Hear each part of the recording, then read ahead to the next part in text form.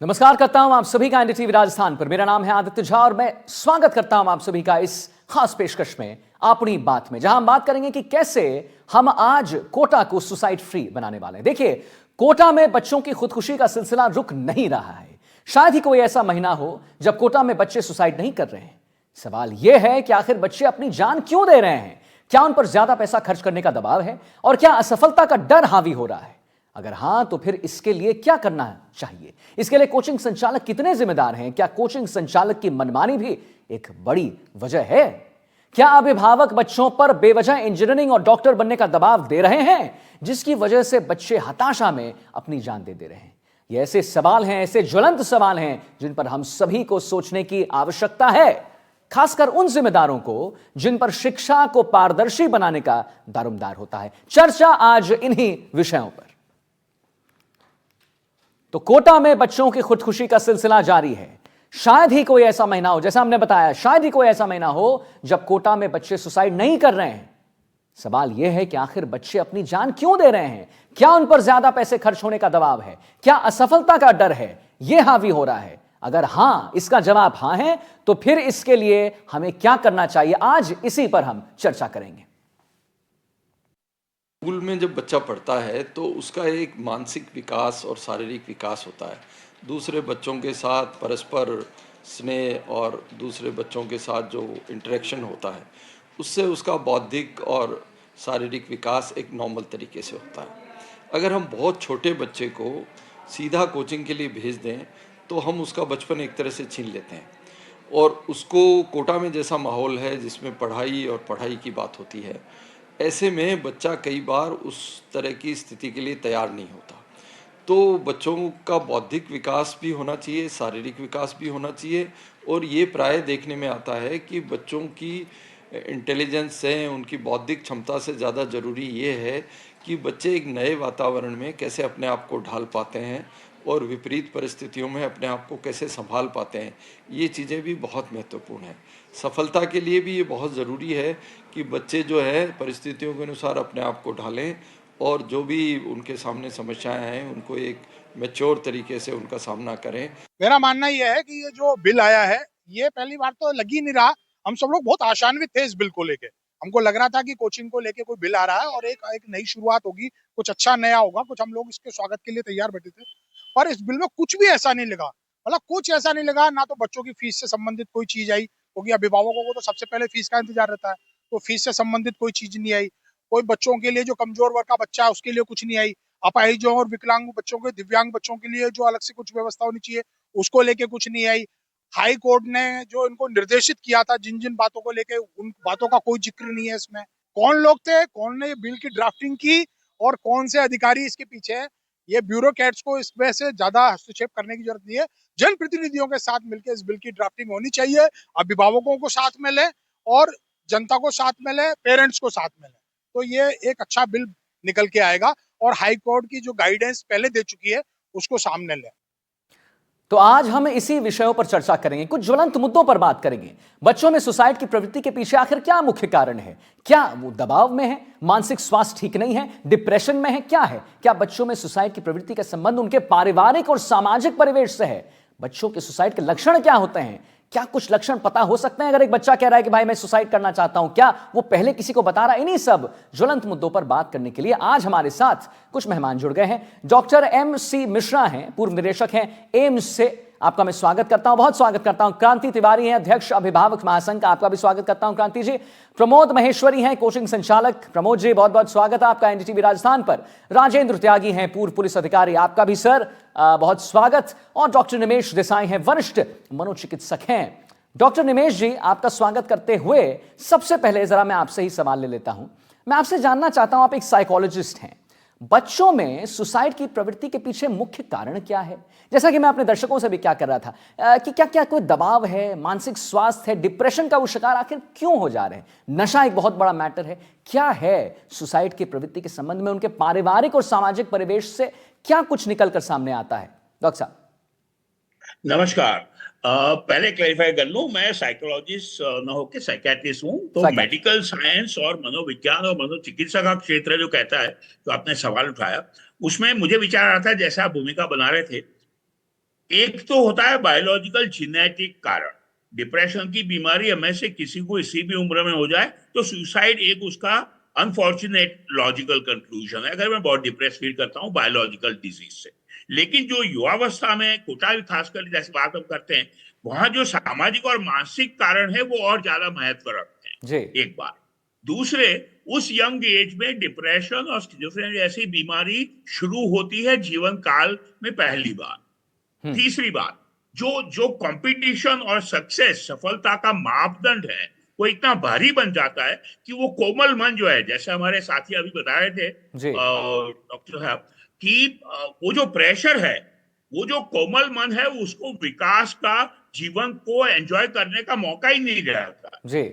Competition इतना ज्यादा हो जाता है, सफलता इतनी जरूरी हो जाती बहुत है सही बात। कि उसमें दबाव जो और बढ़ जाता है। तो इस फिनोमेनन को मैं समझूंगा psycho social more than biological. जाहिर है आखिरी क्षणों में, आखिर में जाकर वो बायोलॉजिकल प्रोसेस होता ही है, जी। सुसाइड थॉट्स का, इसमें कोई शक नहीं है। लेकिन तो हमें समझना पड़ेगा कि इसके प्रिवेंशन भी हमें सरकारी और सामाजिक रूप से, साइकोलॉजिकल और सोशल रूप से करने होंगे। साइकोलॉजिकल और सोशल रूप से करनी है। बहुत सही आपने बात बताई है। डॉक्टर एमसी मिश्रा, पूर्व निदेशक एम्स हैं, आपके पास जरा चलते हैं और जरा मैं आपसे एक प्रश्न पूछना चाह रहा था डॉक्टर साहब कि क्या कुछ ऐसे, मैं क्या कहूं, क्या कुछ ऐसे ट्रेसेस मिलते हैं क्या, जब एक बच्चा ये सोच लेता है कि वो सुसाइड करने वाला है या बहुत बड़ा स्टेप है अपने आप में, तो क्या ट्रेसेस उसमें मिलते हैं? क्या बहुत उदास रहता है, क्या बहुत आक्रामक हो जाता है, हर बात पे गुस्सा आता है, या बहुत ज्यादा वो रोता है हर एक छोटी चीज को लेकर? कैसे एक पेरेंट पता लगाए कि हो सकता है आने वाले फ्यूचर में मेरा बच्चा ये स्टेप उठा ले? देखिए, ये आपने, आदित्य, बहुत अच्छी चर्चा आप कर रहे हैं और बहुत बहुत धन्यवाद। डॉक्टर निमेश देसाई तो इस विषय के बहुत जाने माने एक्सपर्ट हैं।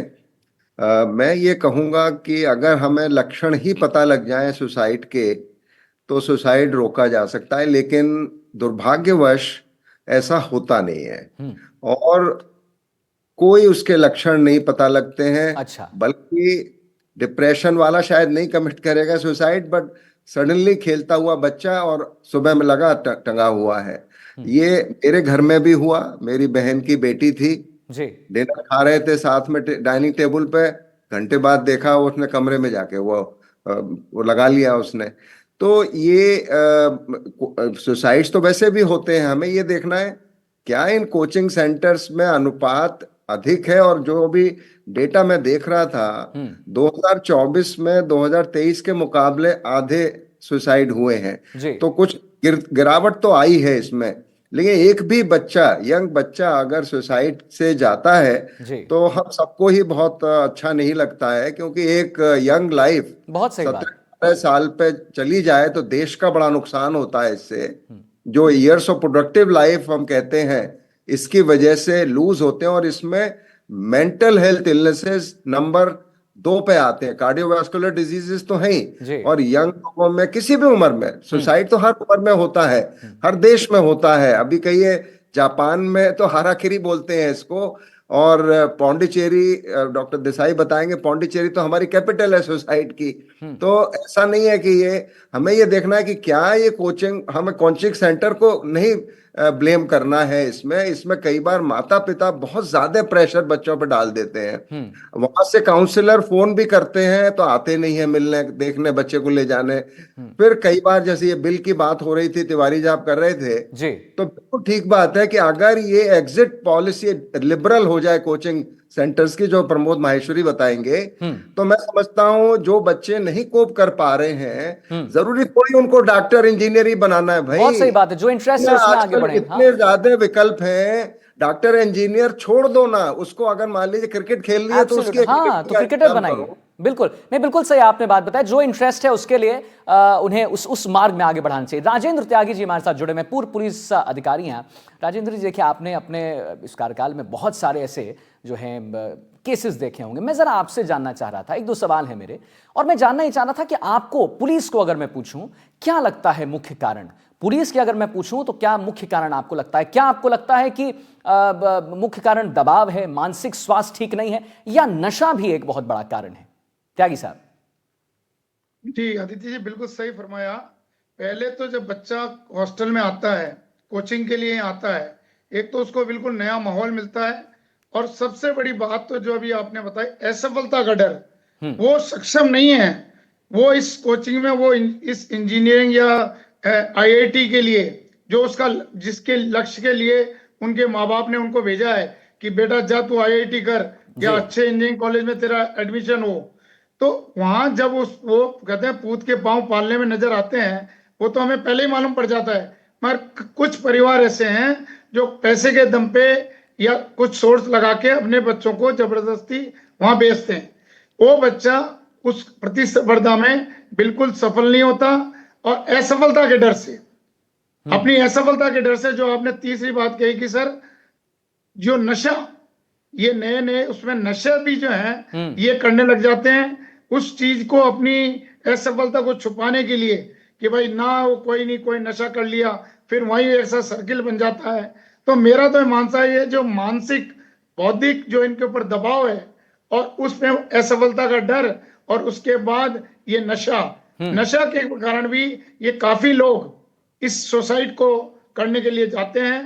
पुलिस में पास तो मैं आपको निवेदन करूं कि पुलिस के पास तो ये लोग, इनकी जो सूचना है जी, कोई पहले तो नहीं बताता, जैसा डॉक्टर साहब ने कहा कि पहले तो इसकी खबर मिलती नहीं है, अकस्मात ही ये करते हैं। मगर मेरा मानना है कि कोचिंग इंस्टीट्यूट के साथ जिस हॉस्टल में वो रह रहे हैं, वहां का भी यदि उसके ऊपर लगातार निगरानी रखी जाए, उसके ऊपर पूरी वो बहुत सही रहे, बात। तो उसके व्यवहार से ये मालूम पड़ सकता है कि ये कहीं ना कहीं इसको बौद्धिक या एक मेंटल प्रेशर हो रहा है। हाँ, और ये कुछ भी कर सकता है, ये कुछ भी कर सकता है, बिल्कुल नहीं, बिल्कुल। और आपने जो बात उठाई है, उसी को लेते हुए मैं प्रमोद महेश्वरी जी के पास चलना चाहूंगा। कोचिंग संचालक हैं सर आप। प्रमोद जी, एक बात बताइए, आज जब मैं कुछ रिपोर्ट्स देख रहा था, हम एनडीटीवी राजस्थान पर बड़ी प्रमुखता से इसको चला रहे हैं, तो उसमें एक बात सामने है। बात मैं आपसे इसलिए पूछना चाह रहा हूं, मान लीजिए कि मैं वो बच्चा हूं प्रमोद जी, जिसको मेरे माता पिता कह रहे हैं कि नहीं, आपको हम नहीं बनने देंगे फिल्म मेकर या सिंगर, आपको अब बनना है डॉक्टर।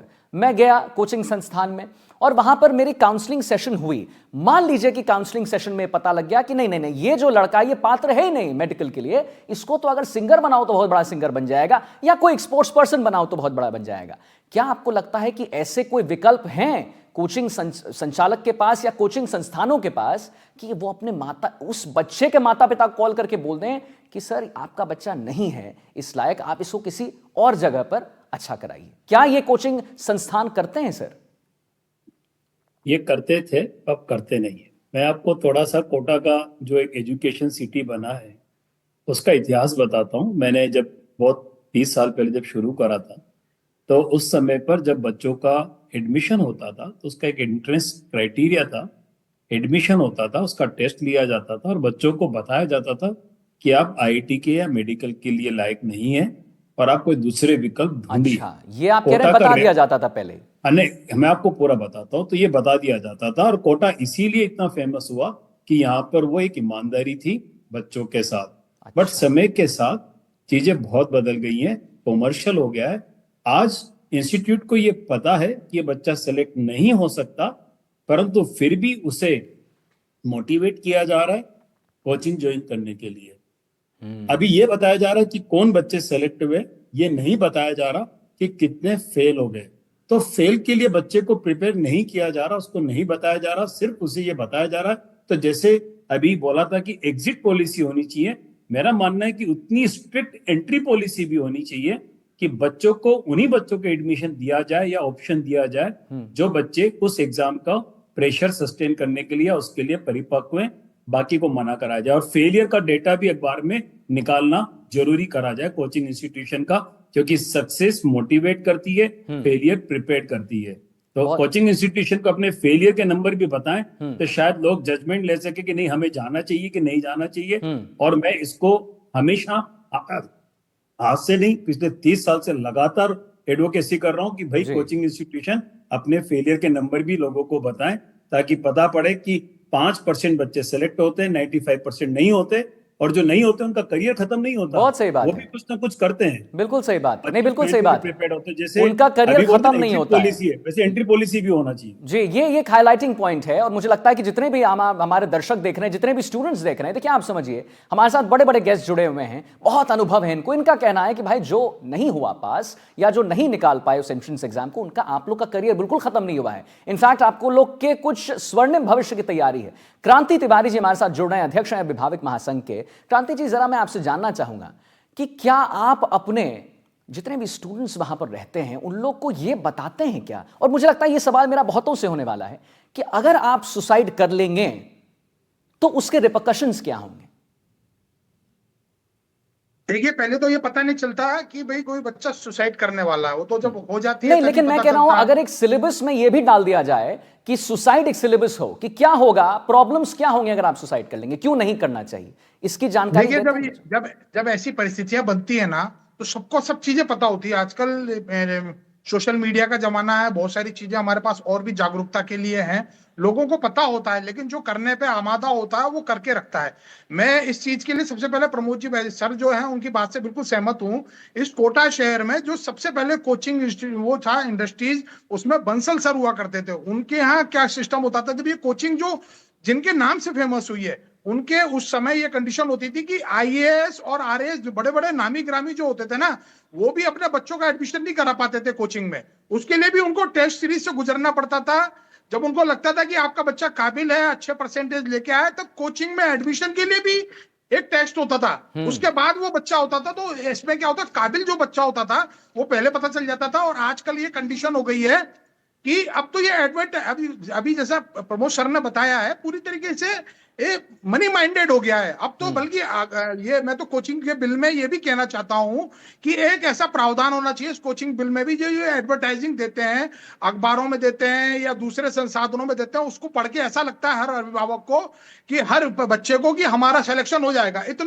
इतना तरीके से उसमें प्रलोभन डाल देते हैं उस एडवर्टाइजिंग में। तो बच्चा हर आदमी ये सोच के आता है कि हमारा सिलेक्शन हो जाएगा, लेकिन जब वो यथार्थ से गुजरता है और टेस्ट सीरीज में जब उसको पता चलता है, तो वो आधे में ही उसको डिप्रेशन होना शुरू हो जाता है, वो तनाव महसूस करने लग जाता है। और दूसरा, ये कोचिंग संस्थाएं जो हैं, जो पैसा रिफंड नहीं करती हैं, उनको लगता है पैसा तो जमा हो ही गया है। तो ये सब कानून होने चाहिए, पैसे रिफंड का कानून होना चाहिए। कोई बच्चा यदि नहीं पढ़ना चाहता तो उसका पैसा रिफंड होना चाहिए। ये सब चीजें जो बिल में आनी चाहिए थी, इस तरीके की बिल की जो उम्मीद की थी अभिभावकों ने, जिसमें यह था कि अभिभावकों को राहत मिलेगी, कोचिंग वालों को भी राहत मिलेगी और छात्र को भी राहत मिलेगी, ऐसा कुछ इस बिल में दिखा नहीं। और जो व्यक्ति अपने जिंदगी भर की कमाई लेके बच्चों के लिए एक भविष्य सजोता है, उसमें जब उसको निराशा होती है, तो पेरेंट्स नहीं, बच्चा ही नहीं, पेरेंट्स भी टूट जाते हैं, किसान टूट जाता है, गरीब टूट जाता है। तो ये चीज जो बिल आना चाहिए, इसके लिए इनको संयुक्त रूप से जनप्रतिनिधियों को साथ में लेके, आम व्यक्तियों को साथ में लेके, इसमें क्या करा है, जनप्रतिनिधियों को दूर रखा गया है, आम व्यक्ति को, अभिभावकों को दूर रखा गया है। इसमें पूरा तरीके से अधिकारियों पे छोड़ दिया। अधिकारी क्या करेंगे? अभी अधिकारी तो रोज हमारे कलेक्टर साहब जाते ही हैं, और उसके बावजूद भी कल हुई नहीं हुई सुसाइड। कौन रोक पा रहा है सुसाइड को? इसके लिए एक पारदर्शिता होनी चाहिए और ये बहुत जरूरी है। कोचिंग ये कोटा का मामला नहीं है, मैंने इससे पहले भी बोला है। इसको व्यंग्यात्मक मान लीजिए, कोटा नहीं, ये मोटा मामला है। और इस मोटे मामले में पूरे देश में एक बदनामी कोटा की तो हो ही गई है, कोटा को तो किया ही जा रहा है बदनाम। लेकिन मेरा मानना है कोटा की जनता बहुत संवेदनशील है, यहाँ के लोगों को बिल्कुल अपने भाइयों, बच्चों, बेटों की तरह, और किसी भी जाति धर्म का व्यक्ति हो, सबको बराबर सम्मान मिलता है इस शहर में। तो मतलब आपको धार्मिक शहर है, आध्यात्मिक शहर है, खूबसूरत शहर है, तो किसी और चीज की तो कोई परेशानी नहीं है। सिर्फ यदि परेशानी है तो कोचिंग की फीस को लेके थोड़ा सा, एक तो फीस निर्धारण को लेके, फीस को लेके इस बिल में कुछ बोला ही नहीं गया है कि भाई फीस कम होगी। तो ये बिल तो पूरी तरीके से नकार दिया गया है और सबकी तरफ से नकार दिया गया है, इसलिए शायद इसको अभी तो पेंडिंग पे डाल दिया गया है।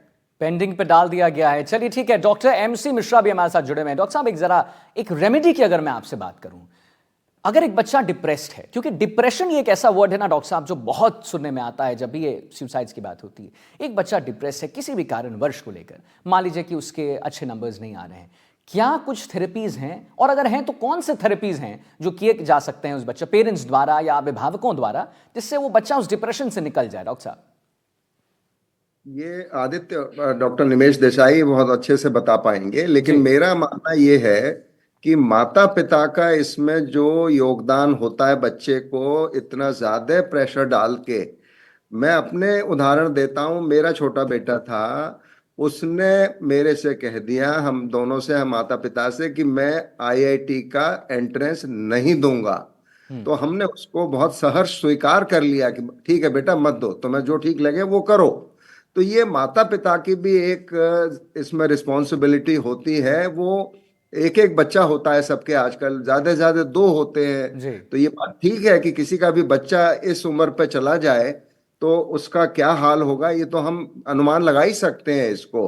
जी। और डिप्रेशन तो देखिए फेजेस में होता है, कोई ऐसा नहीं है कि हर वक्त कोई डिप्रेस ही है और हर बच्चा सुसाइड कर रहा है, ऐसा भी नहीं है। जैसे मैंने कहा 2024 के जो आंकड़े कोटा के ही हैं उसमें 50% रिडक्शन हुआ।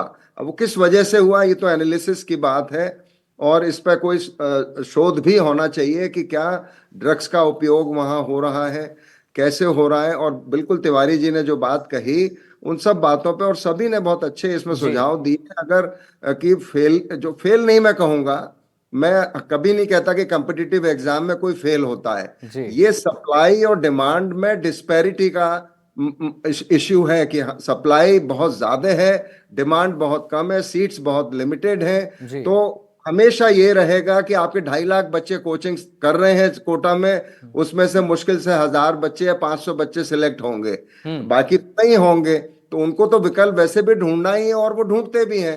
हर बच्चा तो सुसाइड नहीं कर रहा है, लेकिन एक भी, मैंने जैसे पहले भी कहा, एक भी बच्चा यदि करता है तो हमको कष्ट होता है, बिल्कुल कष्ट हमको होता है। नहीं लगता है।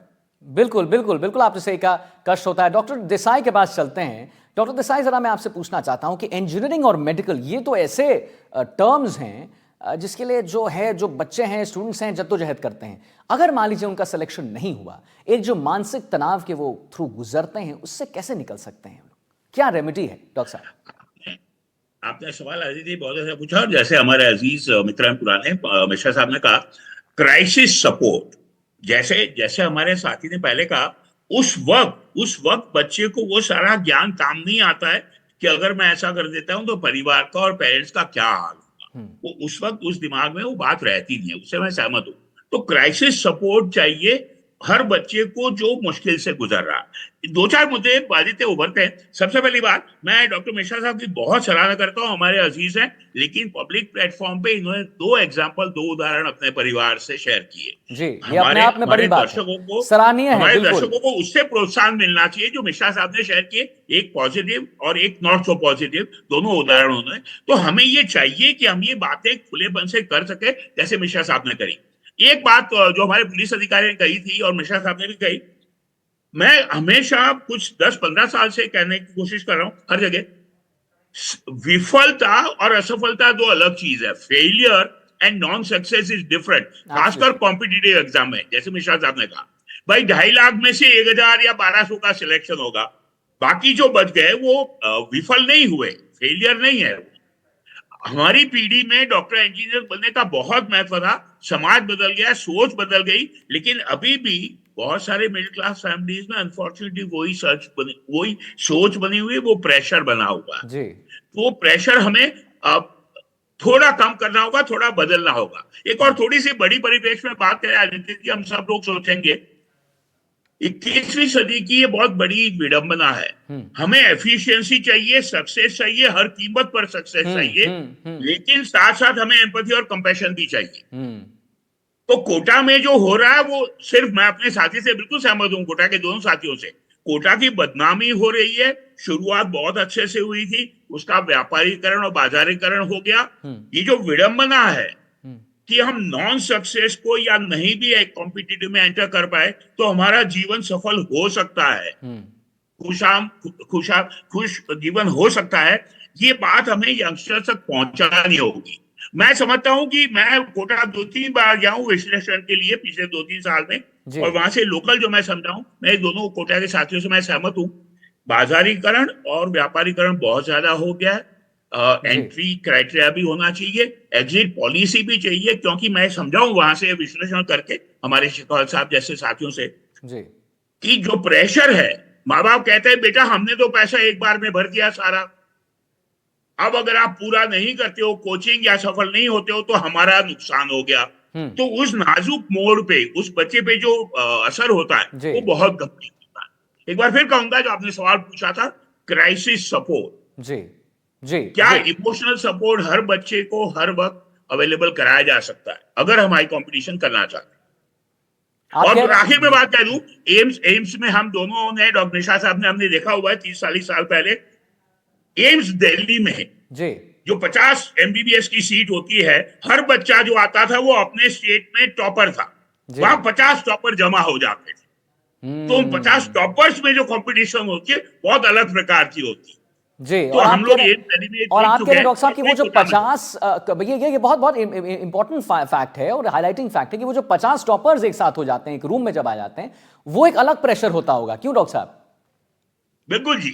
और वो हम लोग, जैसे मिश्रा साहब जानेंगे, हम लोग एम्स दिल्ली में एक देख कुछ, हम उस वक्त भी स्टडी कर चुके थे, एम्स दिल्ली में जो काउंसलिंग की जरूरत थी, तो जो पिरामिड है, वो पिरामिड का जो टॉप है वो बहुत नैरो होता है, और वहां पे जो कंपटीशन होती है वो इतना दबाव डालती है कि वहां हमें क्राइसिस सपोर्ट और पॉजिटिव पॉलिसीज चाहिए। जी जी, ठीक है। डॉक्टर MC मिश्रा के पास चलेंगे। डॉक्टर साहब देखिए, अब हम बिल्कुल आखिरी पड़ाव पर आ गए हैं शो के। आपसे एक मैसेज लेना चाहेंगे, एक मैसेज जो जितने भी यहाँ पर हमारे तमाम दर्शक देख रहे हैं, हम डिप्रेशन की बात कर रहे हैं, हम काउंसलिंग सेशंस की बात कर रहे हैं, हम बात कर रहे हैं नशा की, हम बात कर रहे हैं कि कैसे इसको ठीक किया जाए। आज का शो, आज का मुद्दा उसी पर है। एक मैसेज आपका चाहेंगे हम, पेरेंट्स जितने अभिभावक देख रहे हैं, जितने स्टूडेंट्स देख रहे हैं इसको, डॉक्टर साहब एक आपका मैसेज। मेरा तो बहुत सिंपल, बहुत ही साधारण मैसेज है। बच्चे से पूछ लो वो क्या करना चाहता है, और उसको जो करना चाहता है उसमें आप सहयोग करिए। आप जो वो कुछ और क्रिकेट खेलना चाहता है उसमें सहयोग करिए, और आज माता पिता कर रहे हैं ये, ऐसा नहीं है कि नहीं कर रहे हैं। मेरा बेटा DPS RK पुरम में था जी। 12th के बाद, उसने कहा मैं IIT का कंपटीशन नहीं दूंगा। मैंने कहा बिल्कुल, हम सहमत है, तुमसे मत दो यार, बच्चा तो पास रहेगा, ये IIT गया नहीं गया उससे क्या होता है, ये माता पिता को समझना पड़ेगा। जी डॉक्टर साहब, जीवित बच्चा चाहिए या मृत बच्चा चाहिए कोचिंग से, तो ये फैसला सबको करना पड़ेगा। ये फैसला सबको करना पड़ेगा। प्रमोद महेश्वरी जी, एक आपका आखिरी पार्टिंग शॉट, आपका एक आखिरी मैसेज, क्योंकि आप कोचिंग संचालक खुद हैं। क्या कोचिंग संस्थानों के लिए आप एक मैसेज देना चाहते हैं, क्या आप स्टूडेंट्स के लिए और पेरेंट्स के लिए? मैं तो हमेशा अपनी क्लास को एक ही तरह से शुरू करता हूं और वही मैसेज आपकी टीवी पर सारे लोगों को देके जाता हूं कि in this world all IITians and doctors are not successful, and all successful person in this world are not doctors and IITians। Very good. ये मुझे लगता है ये एक हाईलाइटिंग शॉट हो गया कि not all the success people in this world are doctors and engineers. बहुत बहुत धन्यवाद करेंगे आप सभी का, हमारे तमाम गेस्ट का, डॉक्टर MC मिश्रा जी, क्रांति तिवारी जी, प्रमोद महेश्वरी जी और आंजय दुतरागी जी और डॉक्टर निमेश देसाई। आप हमारे इस खास पेशकश में जुटे और बच्चों में सुसाइड की प्रवृत्ति के पीछे क्या मुख्य कारण है उसके बारे में हमने जाना, क्या दबाव है उसके बारे में जाना, मानसिक स्वास्थ्य क्या ठीक नहीं है, कैसे ठीक उसको किया जाए उसके बारे में जाना। इसी के साथ इस फिलहाल खास पेशकश में इतना, एक छोटा सा ब्रेक लेते हैं, जल्द हाजिर होते हैं। आपको कहीं नहीं जाना है, देखते रहना है NDTV राजस्थान। नमस्कार।